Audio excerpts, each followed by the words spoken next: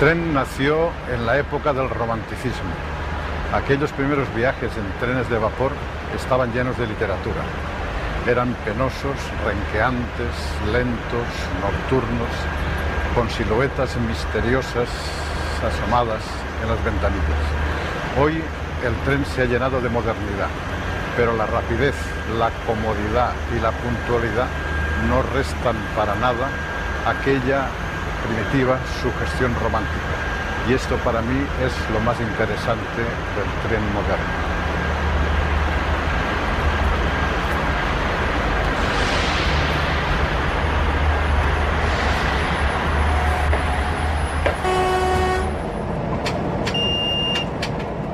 Velocidad es una palabra que define el siglo XX, y el tren ha estado siempre ligado a ella.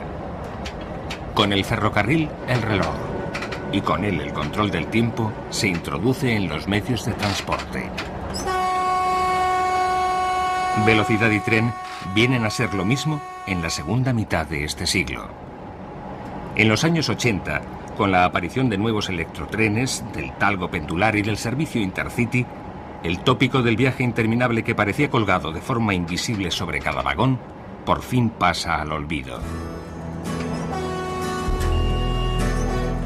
Los trenes alcanzan la frontera de los 160 km por hora y el ferrocarril se libera de complejos mirando cara a cara a sus grandes competidores, la carretera y el avión.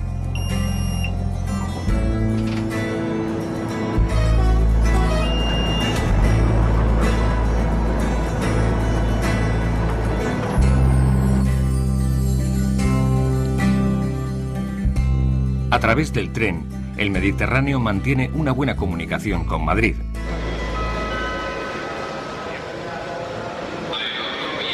Alicante, Murcia y Valencia se encuentran a menos de 4 horas ferroviarias de la capital.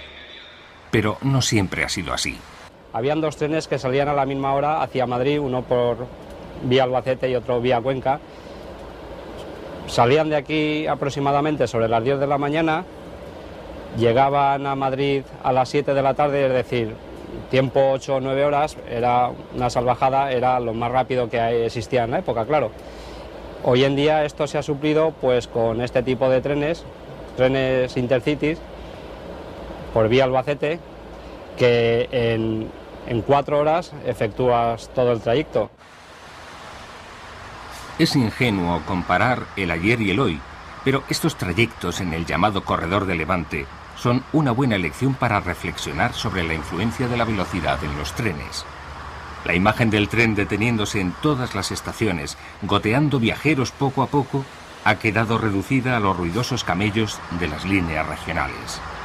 Electrotrenes y talgos del servicio Intercity y sobre todo los nuevos Alaris pasan ante ellas velozmente.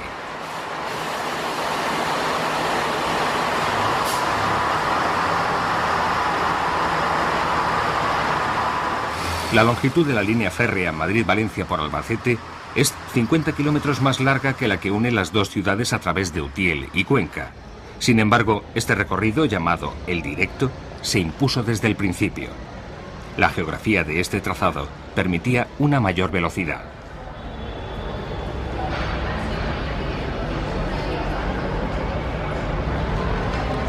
Hola, buenos días. Dígame. Quisiera un billete para el Intercity a Madrid de las 11 en segunda clase. Muy bien. El sistema Intercity une ciudades importantes separadas por distancias que varían entre los 300 y los 500 kilómetros. Trenes que realizan viajes rápidos, con salidas frecuentes y una calidad estandarizada.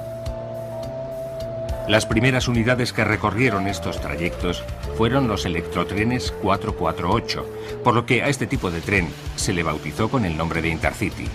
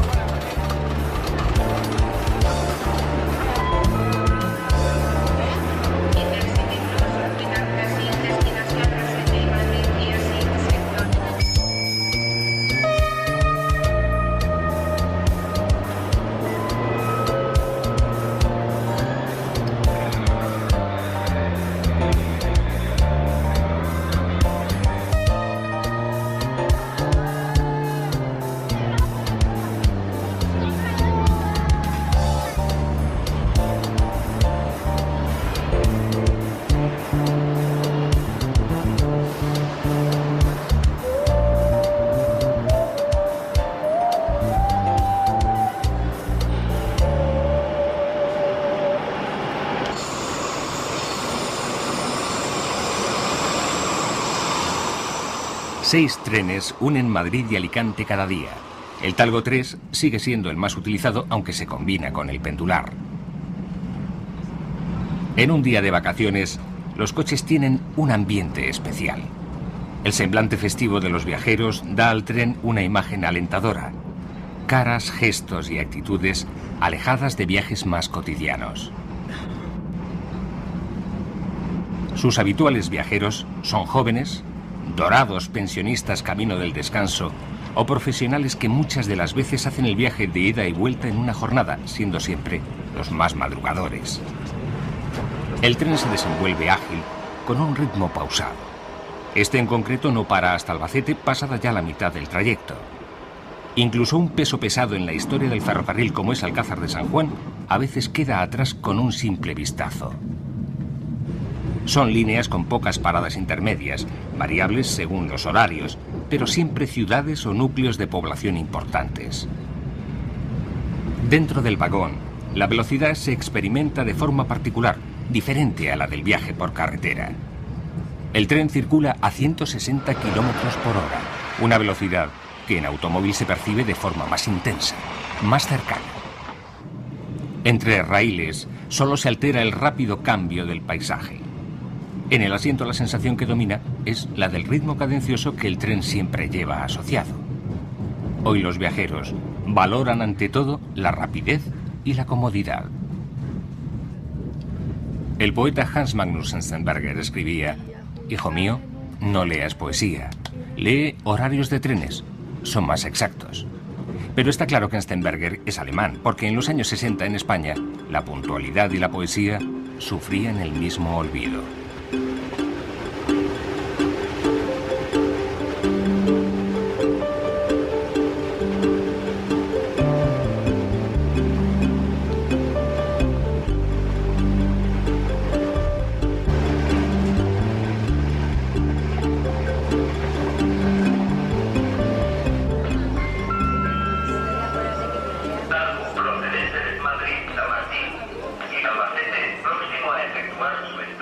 Esta vez, el viaje ha durado 3 horas y 53 minutos, prácticamente lo previsto.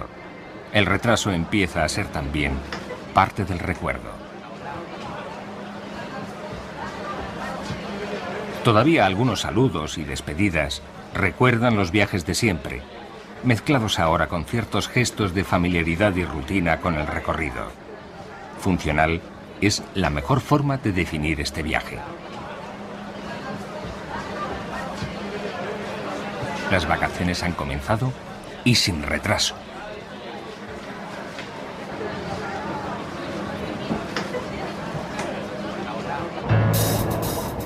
En el tacómetro son visibles las velocidades que marcaron cada época: 30, 50, 100, hasta 200 kilómetros por hora. Cuando el tren aparece, crea un mundo de vértigo con sus 30 kilómetros por hora. Una velocidad inalcanzable para carromatos y diligencias. A principios de siglo se empleaban 11 horas en estos recorridos, pero era el medio más rápido y práctico del momento. El tren aportaba modernidad, comodidad y agilidad, valores que unas veces perdió y otras le fueron arrebatados. Antaño, cuando salíamos de aquí de Valencia hacia Madrid, por ejemplo, por esta línea, por la línea de Albacete, habían dos correos, dos expresos, uno que circulación por la mañana, circulaba sobre las 10 de la mañana aproximadamente, partía de aquí de Valencia y llegaba a Madrid pues sobre las 7 de la tarde aproximadamente. Y otro que circulaba nocturno.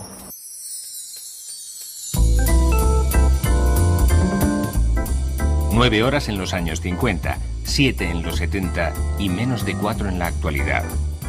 Quedan lejos en la memoria de Eduardo Haro Teglen estos expresos conocidos en el verano como el tren botijo, porque los maquinistas, para refrescar el agua, colgaban el recipiente en el exterior de la locomotora. Los viajeros, para refrescarse, debían esperar a las muchas paradas que el tren realizaba. Las estaciones como La Encina o Almansa, que eran paradas comerciales, tanto paradas comerciales como paradas para efectuar a lo mejor algún tipo de operación del tren, salían los aguadores en la estación con botijos y por el precio módico de una peseta o un duro, no recuerdo concretamente la cantidad, al menos sofocaban la sed de los usuarios del tren. Aire acondicionado y un nuevo reto en la duración del viaje: acercarse a las 2 horas. Si los automóviles quedan ya atrás, el avión, que presenta características que le desfavorecen en estos trayectos, no está lejos.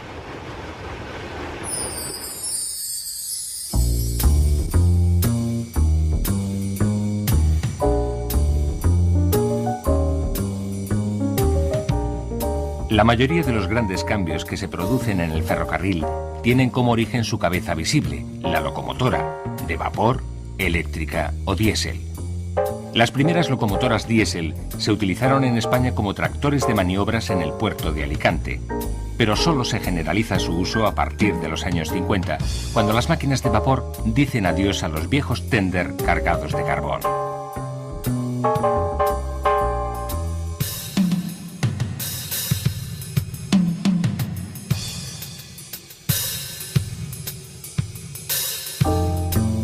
El diésel potenció entonces el desarrollo de los automotores, coches sencillos, de fácil construcción, a los que se les aplica un motor. Así de simple. Sus orígenes se remontan a la primera década del siglo, y algunos serían tan populares que se les conocería con nombre propio: el Rayo o la Barbería. Se popularizaron en los años 30 por ser una alternativa barata y eficaz.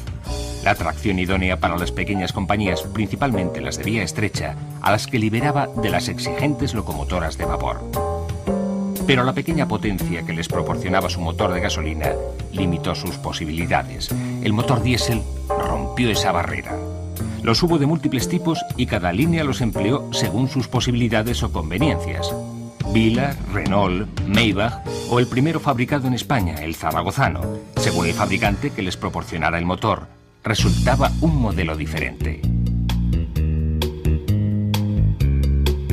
Un caso especial y entrañable lo encarnaron con los años los ferrobuses, verdaderos predecesores de los cercanías. Trenes de bajo coste y mantenimiento, destinados a servicios cortos en zonas no electrificadas. Aparecen en Valencia y marcaron toda una época en las líneas donde funcionaron.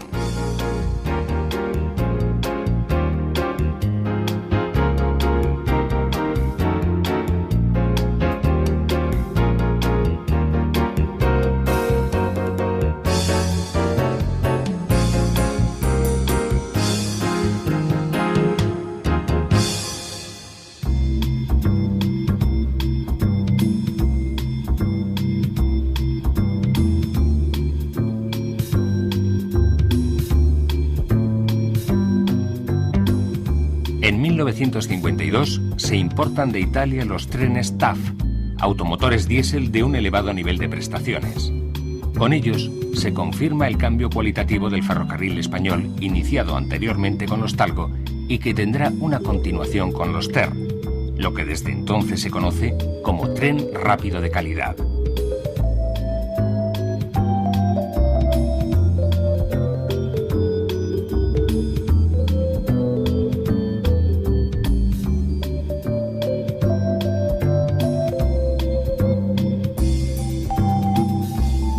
Además de la velocidad, incorporaron un alto grado de confort y recorridos con un número menor de paradas, solo las realizadas en las principales poblaciones.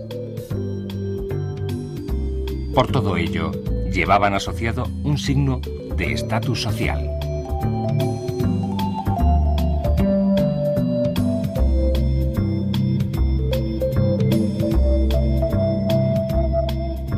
Se recuperan las ideas del bar y del servicio de restaurante, a las que se agrega el aire acondicionado como elemento de comodidad.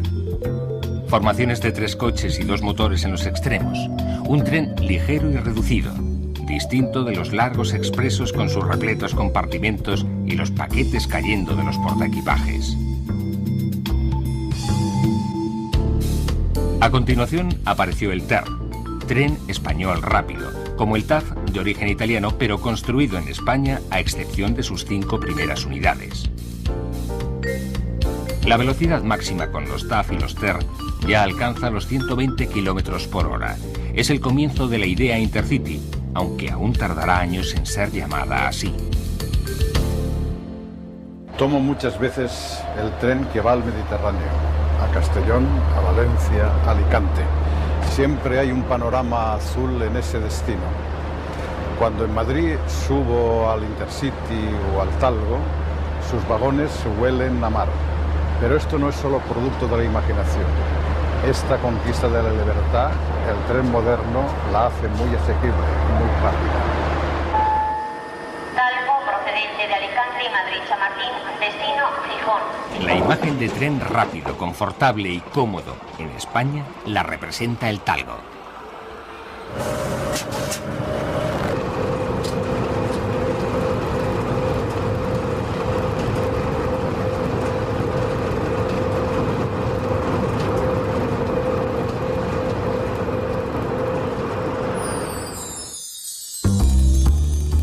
Talgo, tren articulado ligero Goicoechea-Oriol. Es el sistema ferroviario español por excelencia. Siempre se ha reconocido así, a veces sin valorar suficientemente su importancia. A Alejandro Goicoechea, cuando era el ingeniero jefe de un ferrocarril tan duro como el Hullero de la Robla, se le ocurrió la solución de hacer que las ruedas de un mismo eje fuesen independientes, con lo que se mejoraba la tracción y sobre todo la circulación en curvas. Además, los coches se construían a base de unos sencillos módulos de aluminio con un coste muy razonable.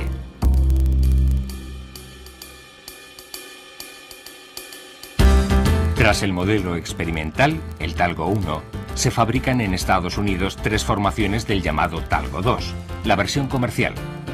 Allí se realizan las primeras pruebas a finales de los años 40 y es en 1950 cuando oficialmente entran en servicio 2 de estos trenes en el trayecto Madrid-Valladolid, mientras el tercero aún circularía por Estados Unidos hasta el año 1959, que viene a España.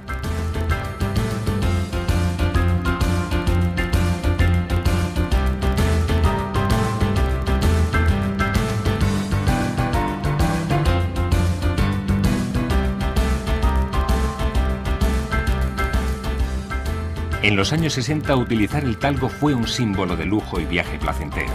La carta que durante años jugó el ferrocarril frente a la carretera, al menos la única ventajosa.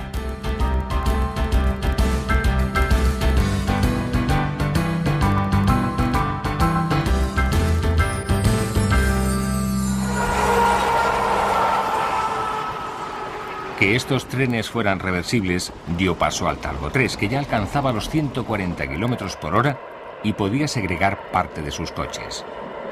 La tracción continuó siendo diésel hasta 1971, año en que comenzaron a utilizarse locomotoras eléctricas o diésel en función del recorrido.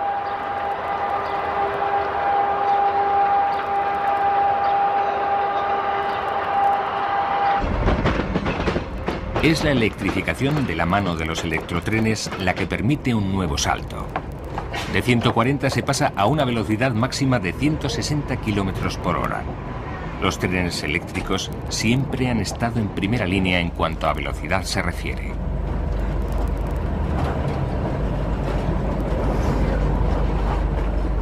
Para el camino inverso desde el Mediterráneo, ahora de Valencia a Madrid, hay otras opciones. Esta del electrotren y la de la Laris, la nueva composición que pronto asumirá la totalidad del servicio.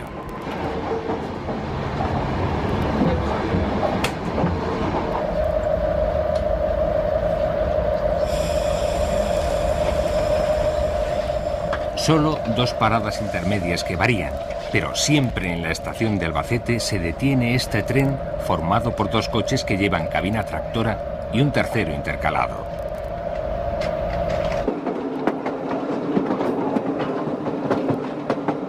Los pasajeros dentro viajan con calma y confianza. El paisaje no es el único entretenimiento.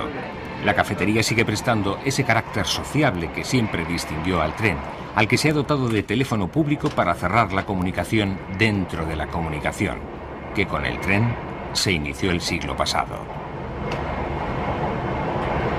Un tiempo en el que el objetivo del tren era unir el mayor número de poblaciones, dando servicio a la industria y comercio de cada región, lo que desarrolló este medio de transporte tan innovador. Mira que te has dejado la cadena.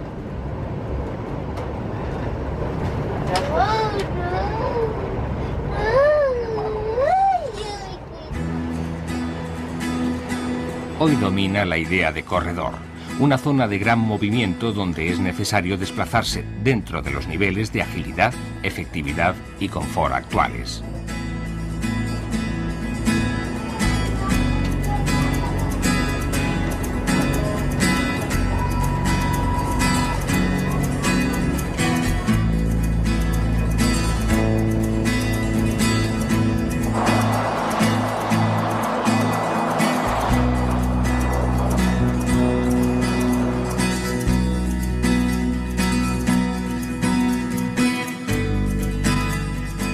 Las películas del vídeo hacen posible la idea tan extendida de confort igual a entretenimiento.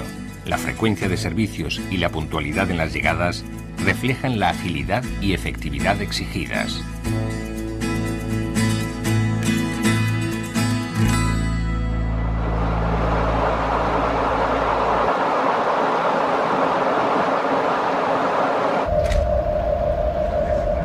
Los Talgo han quedado desplazados a otros recorridos no completamente electrificados, y el Estrella ha desaparecido al no poder competir con los 9 servicios diurnos que se ofrecen. El Electrotren, conocido popularmente como Intercity, también ha quedado desplazado. Ahora es el Alaris el dueño de los andenes. De nuevo la velocidad, el Alaris alcanza los 220 km por hora, ha impuesto sus razones.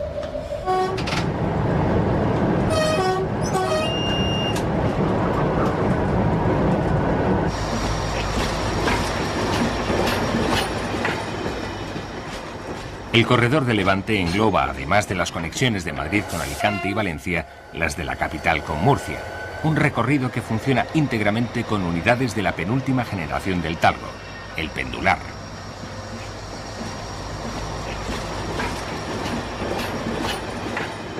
El Talgo pendular introduce, como no, una innovación técnica importante. Eleva el plano de suspensión por encima del centro de gravedad, con lo que los coches se inclinan en las curvas de forma natural. El sistema pendular, proporcionando mayor comodidad, da una nueva inyección a los trenes en su lucha con la velocidad. El tradicional vestuario rojo y plata de los Talgo, casi como si se tratara de argot torero, dejó paso a los colores azul y blanco, solo disimulados por una banda amarilla para circular por vías AVE. Veloz, seguro, fiable. ¿El futuro va a depender solo de la velocidad o también de la personalidad? A finales de los años 60, el ingeniero Goicoechea diseñó un nuevo sistema que anticipaba la posibilidad de realizar estos recorridos a la soñada velocidad de más de 200 km por hora. Las características de este sistema permiten realizaciones del mayor interés nacional. Pongamos como ejemplo la conexión Madrid al Mediterráneo, trayecto que puede ser realizado en menos de 2 horas. La llave estaba y está en la infraestructura. Por dónde correr es tan importante como con qué hacerlo. En el camino de Madrid al Mediterráneo, también el trazado marca la velocidad. Ya no hay tramos de vía única. Desdoblada totalmente la línea y realizadas mejoras en el trazado, estos nuevos trenes incorporados al servicio desde febrero del 99 permiten reducir la duración del viaje a tan solo 3 horas y media.